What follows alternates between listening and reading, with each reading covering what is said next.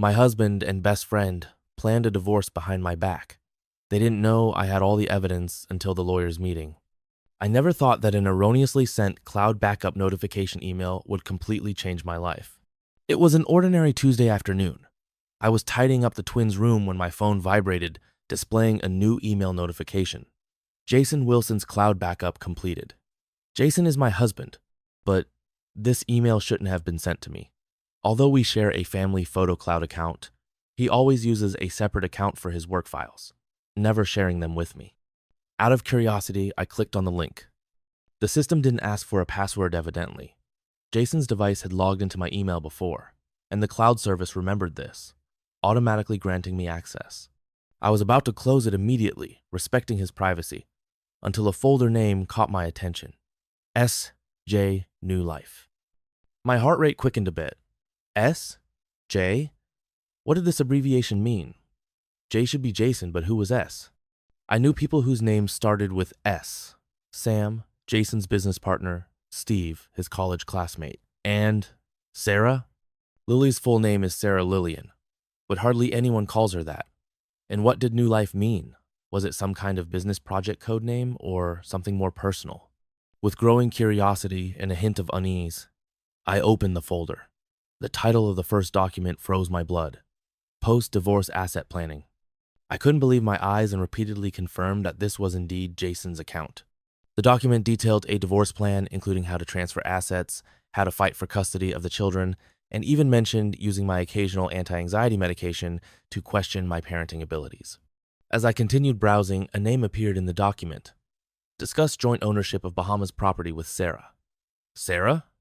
The only Sarah I knew Lily's full name is Sarah Lillian, but everyone calls her Lily. Could S.J. refer to Sarah and Jason? My hands began to tremble, but I forced myself to continue reading. The following content confirmed my worst suspicions. Jason and Lily not only had an affair, but were jointly planning how to gain maximum benefit in the divorce. They had already purchased a mansion in the Bahamas, using funds partly from the trust fund my parents left for the twins. In a screenshot of an email, Lily clearly wrote, "Susan is so focused on the children, she never checks the financial details. As long as we're careful, she'll never know what's happening." Jason's reply stung my heart even more. She trusts both of us more than anyone. That's why this plan will succeed. I sat by the children's small bed, feeling dizzy. But my training as a financial analyst quickly helped me regain composure. I took screenshots of key evidence, then carefully exited the cloud, ensuring I left no trace of my access. Our home is located in an upscale community in the suburbs, a 3-story detached villa with a meticulously designed garden and a swimming pool the children love. This is the home Jason and I have built together for 12 years, filled with our memories and laughter. Jason is the CEO of a successful tech company, while I was once a Wall Street financial analyst who chose to work from home after giving birth to twins, managing family investments. Our life seemed perfect: a successful husband, a happy family, and a close circle of friends.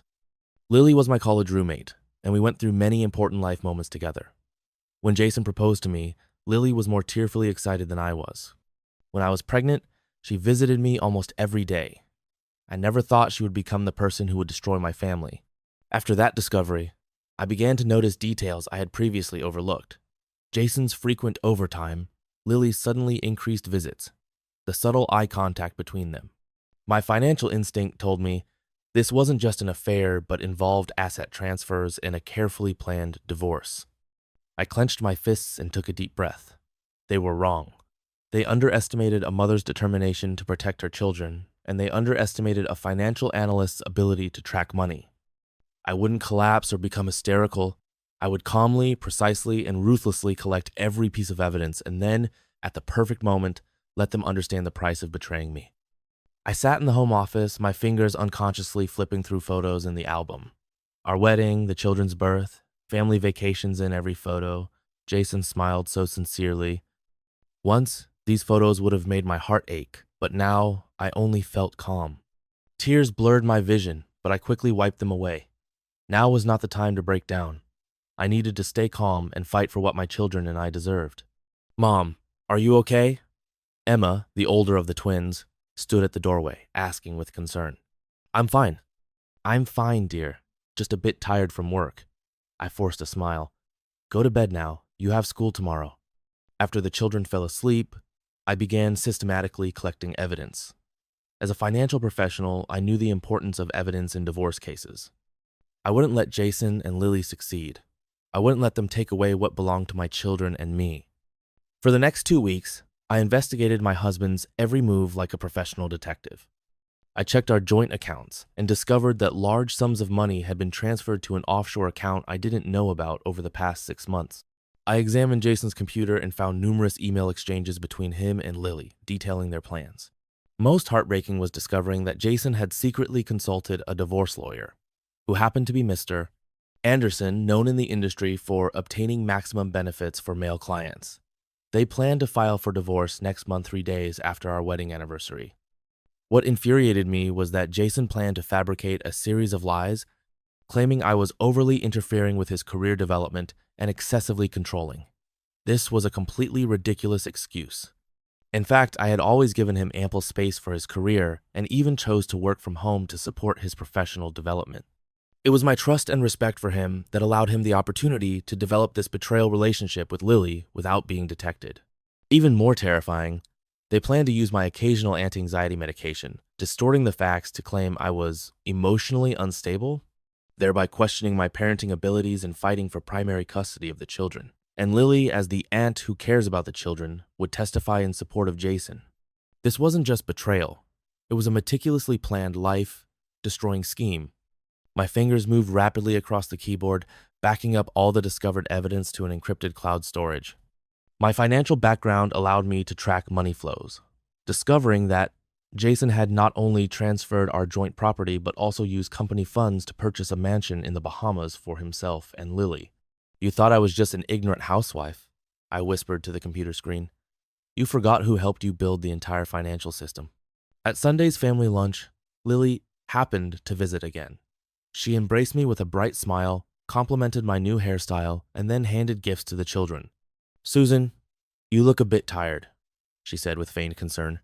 "Perhaps you should rest more and let Jason take care of the children more." Jason immediately agreed. "Yes, dear, you really don't look well lately. Maybe you should increase your medication." I noticed the exchange of glances between them and the subtle tone in Jason's voice when he said medication. They were already paving the way for their plan, trying to portray me as unstable in front of the children and friends. "I'm fine," I calmly replied, "just thinking about a complex investment case, about betrayal and fraud." I saw Jason's fingers twitch slightly on the table, and Lily's smile froze on her face. "Sounds interesting," Lily said, trying to maintain composure. "Perhaps you could tell us about it?" "No, it's too technical and would bore you." I smiled and changed the subject. "By the way, Jason, when is your lawyer meeting scheduled for next week?" Jason's fork stopped midair. "What lawyer meeting?" "Oh, I thought you mentioned meeting with Mr. Anderson," I said innocently. Maybe I remembered wrong. Jason and Lily exchanged a nervous glance. Then he quickly regained his composure. "It might be the company's legal counsel. I do have several meetings to handle." "Of course," I nodded. "You've been so busy with work lately." That night, when Jason once again made an excuse about working late, I made a decision. I wouldn't be the victim in their plan. I wouldn't let them take away my children and dignity.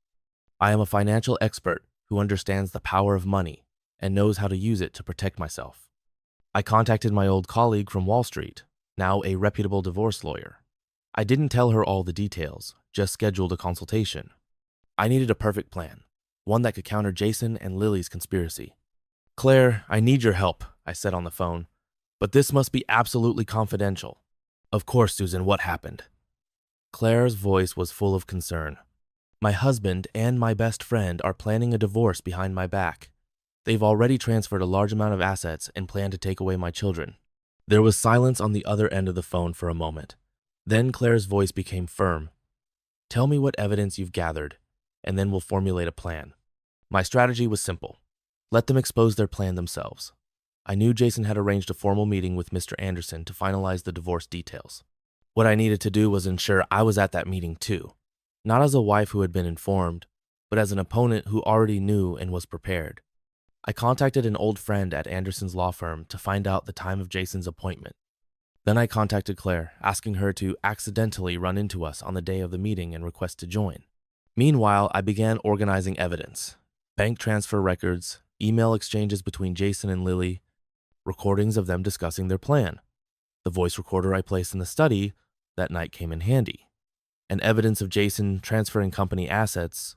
I also contacted several mutual friends, discreetly learning about Jason and Lily's recent activities.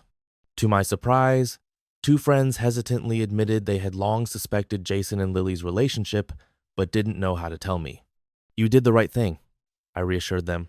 "Now I need your help." In the days that followed, I behaved as usual.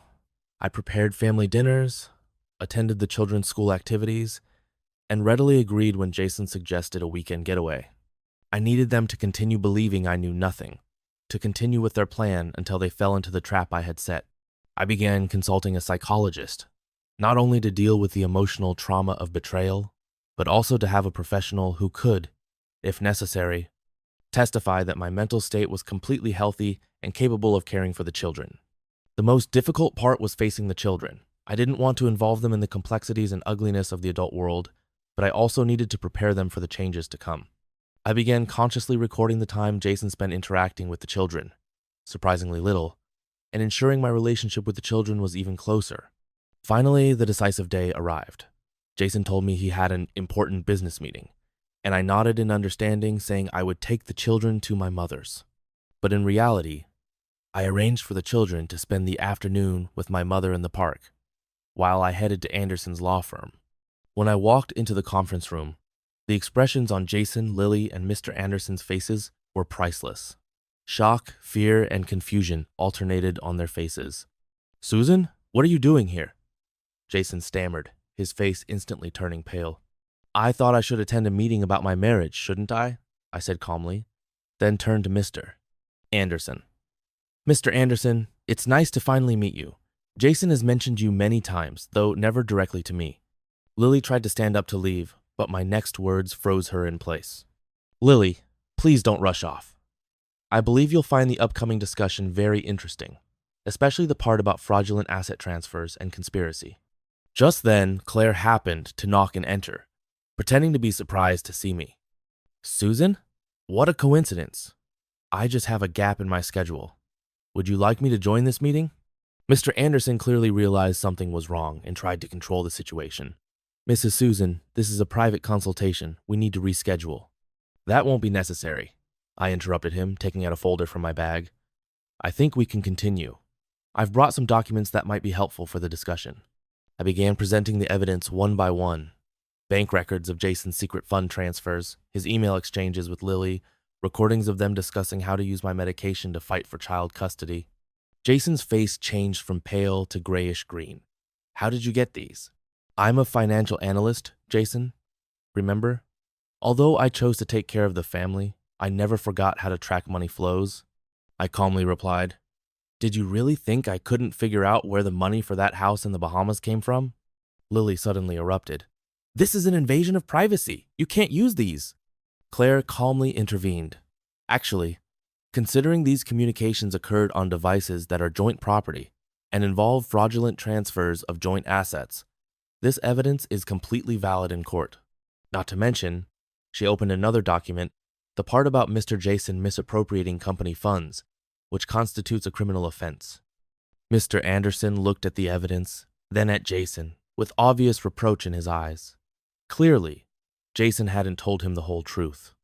"Jason," Anderson said slowly, "you previously told me this was a simple case of marital discord. You didn't mention asset transfers and these plans." Jason tried to defend himself but was at a loss for words. Lily began crying, accusing Jason of misleading her, claiming she didn't know the full extent of the plan.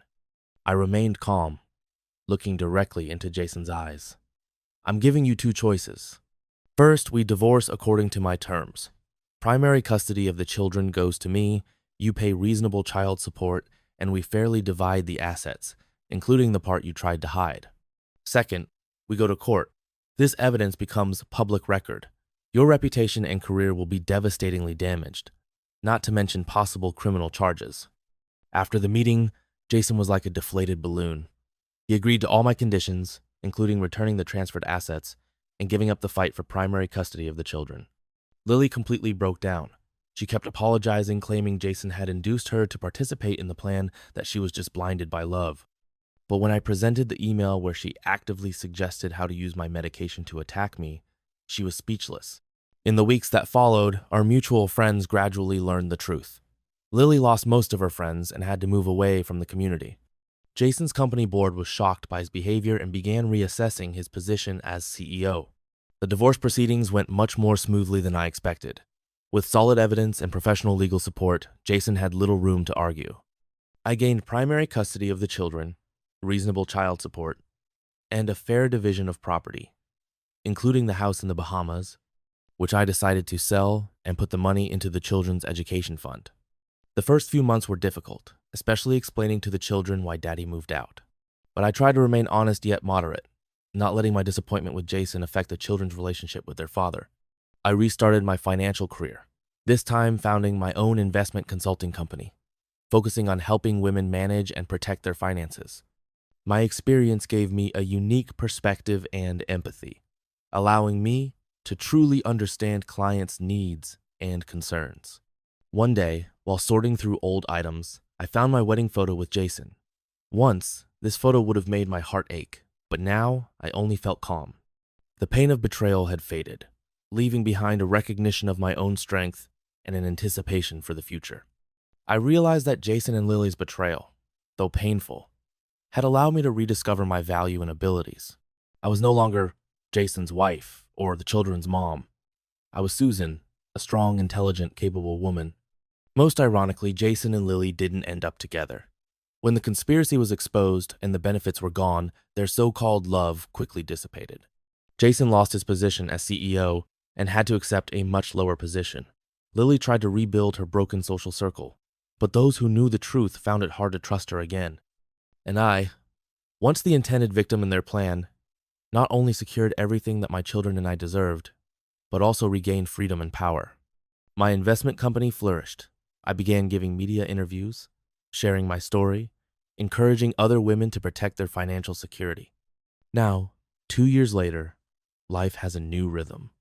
The children have adapted to the new family structure. My career is thriving, and I've even started a nonprofit organization to help divorced women. Recently, I met a colleague at a financial seminar whose wisdom and integrity impressed me. We began having occasional dinners, discussing investment strategies in life. I'm not sure where this will lead, but I'm no longer afraid of the unknown. That night when I accidentally heard Jason and Lily's conversation, my world collapsed. But from the ruins, I built a stronger, more authentic life. Sometimes, the greatest betrayal brings the most unexpected gift: rediscovering your own strength. As I now often tell my clients, knowledge is power, and preparation is protection. Never entrust your financial security entirely to someone else, even those you love most. This isn't about distrust, it's about self-protection, because in life's storms, the most reliable shelter is always your own capability.